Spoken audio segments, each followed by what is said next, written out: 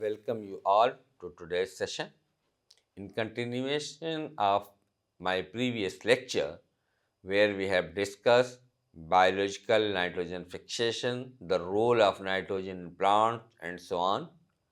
And today we will talk about the not genes, not factors, the development of nodules, the role of nitrogenase enzyme, etc. So let's deal with not genes. Plant genes specifically associated with nodules are termed nodulin genes, while rhizobial genes involved in nodule formation are referred to as nodulation or nod genes.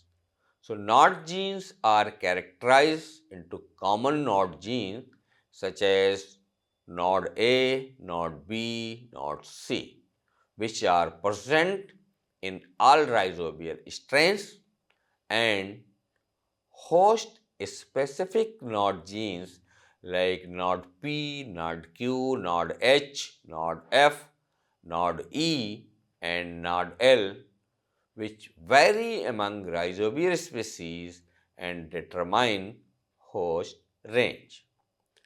The regulatory node gene, node D, is the only one constitutively expressed, and its protein product, that is node D, regulates the transcription of other node genes. The initial step in establishing the symbiotic relationship between nitrogen fixing bacteria and host involves bacterial migration towards the plant roots. This migration is facilitated by the chemotactic response to chemical attractants, predominantly isoflavonoids and betaines, that is released by the roots. These attractants activate the rhizobial node D protein, which in turn triggers the transcription of other node genes. The promoter region of node operons, excluding node D, contains a highly conserved sequence known as the node box. The activated node D protein binds to the node box, initiating transcription of other node genes. Now let's discuss about the node factor which are activated by node D. Encode nodulation protein which participate in node factor biosynthesis. Node factors are signal molecules composed of lipochitin oligosaccharides. They consist of chitin beta 1,4 linked N-acetyl D-glucosamine backbone with varying length from 3 to 6 sugar units, and a fatty acid chain that attach to the carbon 2 position of the non-reducing sugar. This structure is depicted in the figure. Three of the node genes, that are node A, node B, and node C, respectively, that are required for the synthesis of the basic structure, where node A is an N-acyl transferase that catalyzes the addition of a fatty acyl chain. NOTB is a chitin oligosaccharide deacetylase that removes the acetyl group from the terminal non-reducing sugar and NOTC. And NOTC is a chitin oligosaccharide synthase that links N-acetyl D-glucosamine monomers.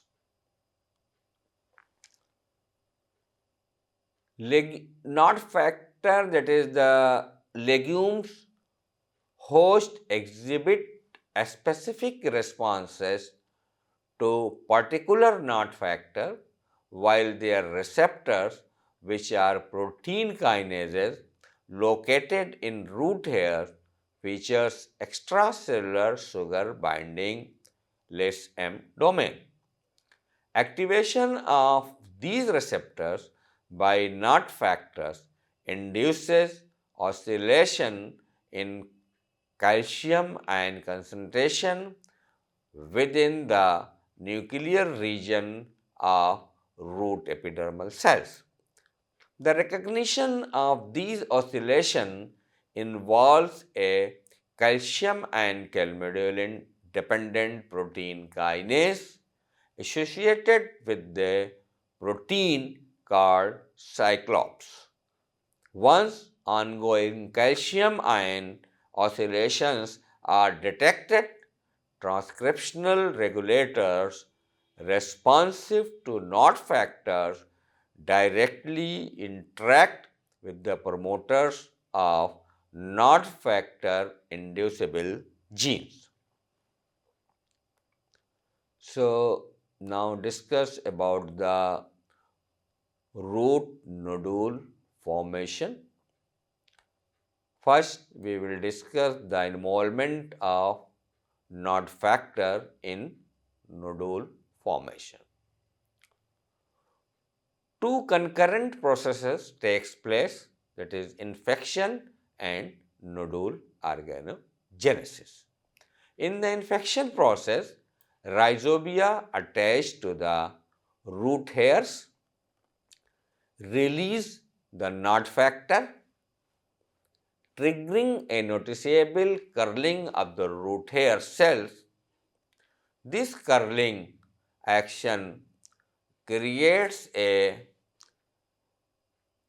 small compartment in which the rhizobia become enclosed. Initially, in response to the NOT factor, the cell wall of the root hair degrades in these regions, facilitating direct access for the bacterial cells to the outer surface of the plant plasma membrane. Now, discuss the process of the development of nodule in detail. Root hairs typically respond to bacteria by selecting a specific phenolic compounds. The bacterium in turn secretes carbohydrates and root hair lactase, which are carbohydrate binding proteins. Through the secretion of these carbohydrates and lectins, the bacterium and root hair bind together, facilitating their interaction. Invasion generally occurs through a thread-like structure known as the infection thread. Subsequently, the formation of the infection thread takes place, characterized by an internal tubular extension of the plasma membrane. This extension is produced by the fusion of Golgi-derived membrane vesicles at the site of infection. The thread grows at its tip through the fusion of secretory vesicles, elongating deeper into the root cortex near the xylem. In this region, cortical cells undergo dedifferentiation and begin dividing, giving rise to a distinct area within the cortex known as a nodule primordium. These primordia develops opposite the protoxylem poles of the root vascular bundle. The development of nodule primordia is regulated by various signaling compounds which can either positively or negatively influence the process. Nod factors, for instance, activate localized cytokinin signaling in the root cortex and pericycle, leading to the suppression of polar oxygen transport and subsequent nodule morphogenesis and cell division stimulation. Conversely, ethylene synthesized in the pericycle region diffuses into the cortex and inhibits cell division opposite the phloem poles of the roots. As the infection thread filled with proliferating rhizobia elongates through the root hair and cortical cell layers towards the nodule primordium, it eventually reaches its destination. Here, the tip of the infection thread fuses with the plasma membrane of a host cell and penetrates into the cytoplasm. This penetration leads to the release of bacterial cells into the cytoplasm, where they are surrounded by the host plasma membrane, forming an organelle known as the symbiosome. Further branching of the infection thread inside the nodule enables the bacteria to infect multiple cells. Initially, bacteria within symbiosomes continue to undergo division, leading to an increase in their population. Concurrently, the surrounding symbiosome membrane, also known as the peribacterioid membrane, expands its surface area to accommodate this growth by merging with smaller vesicles. Subsequently, upon receiving an unspecified signal from the plant, the bacteria cease their division and transition into specialized nitrogen fixing bacteroids. As illustrated in the figure, the group of bacteroids are surrounded by a membrane that is known as a peribacterioid membrane. The peribacterioid membrane encloses a region called the peribacterioid space, which lies between the membrane and the bacteroid group. Within the plant cytoplasm, outside the peribacterioid space, is a protein compound that is called as the leg hemoglobin. This leg hemoglobin is basically responsible for giving legume nodules their characteristics pink color. Leg hemoglobin is basically a protein that binds oxygen. It possesses a significantly higher affinity for oxygen compared to the beta chain of the human hemoglobin, approximately 10 times greater. The primary role of leg hemoglobin is to transport oxygen to the respiring symbiotic bacterial cells, similar to how hemoglobin transport oxygen to respiring tissues in animals. Nitrogen fixation within root nodules take place directly within the bacteria. The energy needed for nitrogen fixation in nodules is sourced from the carbohydrates supplied by the host plants. As you can see, this figure illustrates the infection processes during the nodule formation or the organogenesis. The infection process unfolds in a series of steps.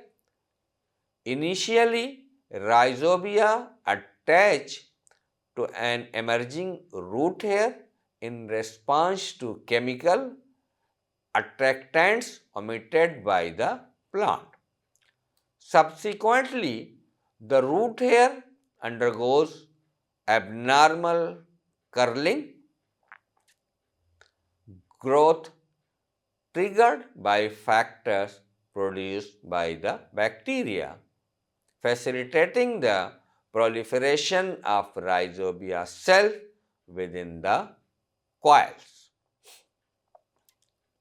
Following this, localized degradation of the root hair wall occurs, leading to the infection and the formation of the infection thread originating from Golgi secretory vesicles of the root cells. As the process continues, the infection thread reaches the end of the cell and its membrane merge with the plasma membrane of the root hair cell. Rhizobia are then released into the apoplast and penetrate the compound middle lamella to the subepidermal cell plasma membrane, initiating a new infection thread. This thread forms an open channel with the first allowing the extension and branching of the infection thread until it reaches target cells. Ultimately, vesicles consisting of plant membrane that enclose bacterial cells are released into the cytosol. So, this slide discusses about an important enzyme of the nitrogen fixation, named it as a nitrogenase. It is basically responsible for converting atmospheric nitrogen into the ammonia. However, nitrogenase is sensitive to oxygen. The nitrogenase enzyme complex consists of two separate components. One is the iron protein and another is the molybdenum iron protein, neither of which possess the catalytic activity on its own. The iron protein, being the smaller component, consists of two identical subunits, each varying in mass from 30 to 72 kilodalton depending on the bacterial species.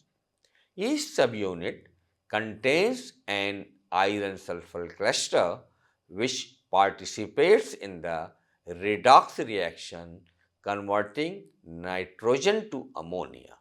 However, the iron protein is inversely inactivated by the oxygen with typical half decay time ranging from 30 to 45 seconds. On the other hand, the molybdenum iron protein comprises of 4 subunits with a total molecular mass ranging from 180 to 235 kilodalton depending on the bacterial species. Each subunit of the molybdenum iron protein contains two molybdenum iron sulfur cluster. Similar to the iron protein, the molybdenum iron protein is also susceptible to the inactivation by oxygen with the half decay time in air lasting approximately 10 minutes. This figure illustrates biochemistry of the biological fixation of nitrogen fixation, where the reduction of nitrogen to ammonia is an exergonic reaction. This is the whole reaction and forming a nitrogen complex. The molybdenum iron protein and iron protein, they are the oxidized or reduced, and so on. As you can look in this slide that there are two atoms of nitrogen are basically the triple bonded to each other. Both energy of the nitrogen molecule is 930 kilojoule. Breaking of these bonds require a high amount of activation energy. However, biological nitrogen fixation can occur at 0.8 atmosphere and at a normal temperature of the cell. Reduction of molecular nitrogen to two molecules of ammonia requires transfer of 8 electrons and 16 ATP, which is catalyzed by the enzyme nitrogenase. So, reduction of nitrogen by nitrogen is coupled with the reduction of two protons, resulting in the release of hydrogen. Production of hydrogen during reduction of nitrogen by nitrogenase is obligatory process. So, this is all for this class. In next class, we will discuss about the nitrate assimilation. Thank you.